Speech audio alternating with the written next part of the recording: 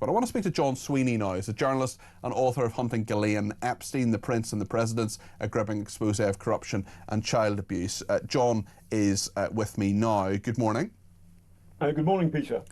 When you put together all of what you have investigated, for example, the fact that Bill and Hillary Clinton now say they're now going to give evidence to Congress, the huge issues that Keir Starmer is dealing with politically, whether he followed the process, and also the King being heckled over Andrew's ties to Epstein. That is something that must be very uncomfortable for the King. It's happened a couple of times now.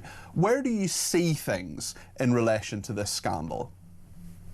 Well, people talk about the files, but I like to think about it as the Epstein sewer. And this is, and essentially, what's happened is it's Donald Trump who's the great disruptor, because when he was out of power in 2020, he called on the Biden administration, release the files. And this is a kind of like a delayed action bomb, which is covering all of these men, the not so great and the not so good, in, frankly, their own excrement. I'm aware it's daytime radio. Well, listen, I think it's a fair point when you think about the nature of the scandal. We also have, it was a really interesting point actually on my shows, on one of my shows a few weeks ago, where Emily Thornberry, the chairwoman of the Foreign Affairs Select Committee, said, look, there are only actually 3 people who have had any form of accountability for this. One is Ghislaine Maxwell, who's in prison. One is Andrew Mountbatten-Windsor, and the other is Peter Mandelson.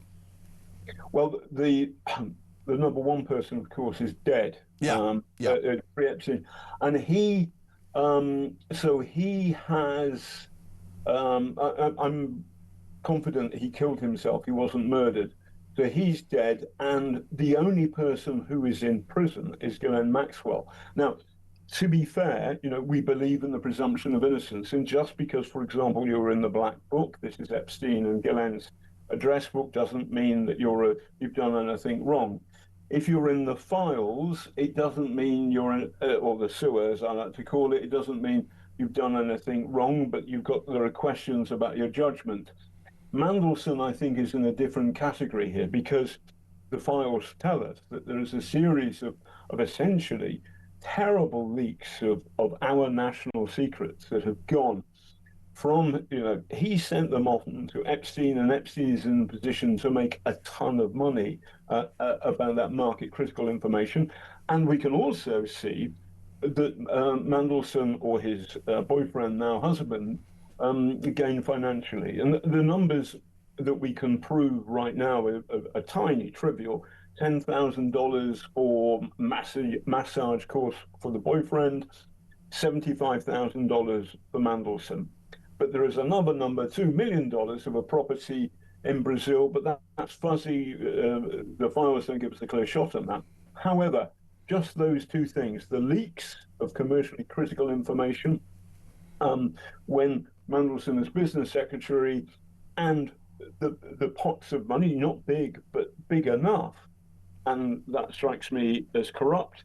And I think very soon the police are going to go, and Inspector Nacker is going to finger Peter Mandelson's collar. And he's in trouble, serious trouble. I can see there being a criminal prosecution.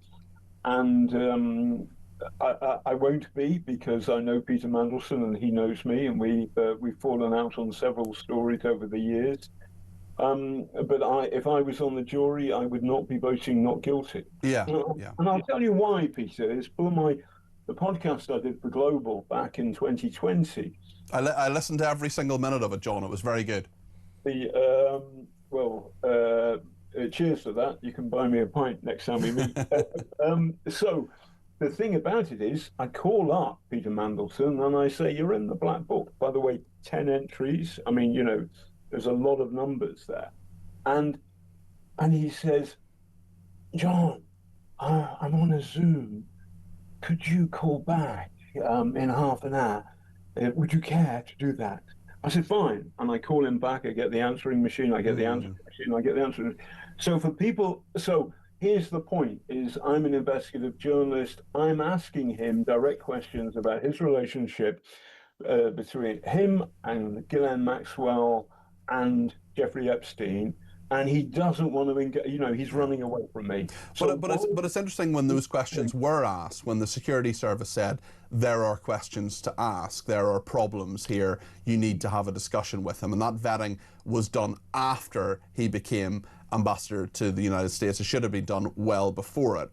We're in a situation where Starmer appears to have believed Peter Mandelson's assurances on all of this when he was a proven liar. He had to leave government in disgrace twice for lying. I mean, what do you think it all says about the judgment of Starmer and the fact that, you know, we're now talking about Angela Rayner perhaps becoming Prime Minister, someone who was not forthcoming when it came to her stamp duty, for example. I mean, there is a serious issue at the heart of our politics. Yes. So Starmer is in serious trouble because there are a lot of journalists like me who saw the dark side of Peter Mandelson a long time ago. I mean, I was around, I can remember Mandelson resigning the first time in 1998, and the Paul Routledge, who my then news editor on The Observer, kind of cheering. So it's absurd that Starmer made this appointment, made him our man in Washington, D.C. It shouldn't have happened.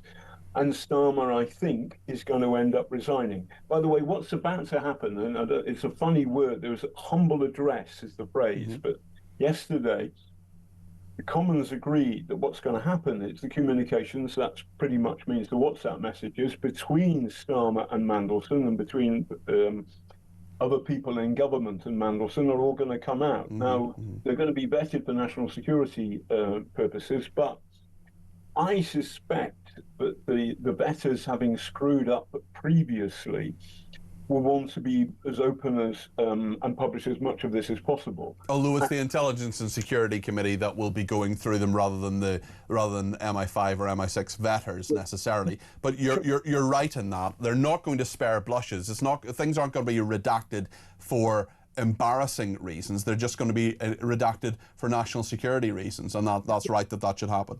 So I suspect that there will be a lot of cattiness about Trump in this stuff. Okay. And that Starmer lacks the political elasticity to survive being hit on the one hand by the foolishness and the naivety of appointing a crook like Mandelson to be ambassador, and then Trump having a go at him from the other, you know, what are you saying about me in private? I don't like it.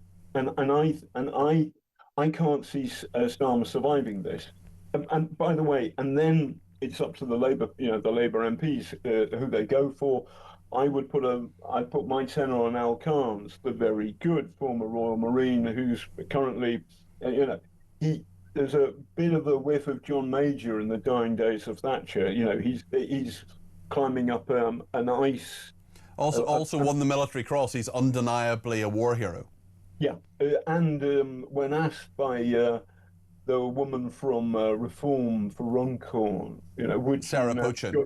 Would you now join the British Army? Al replied, no, the Royal Marines.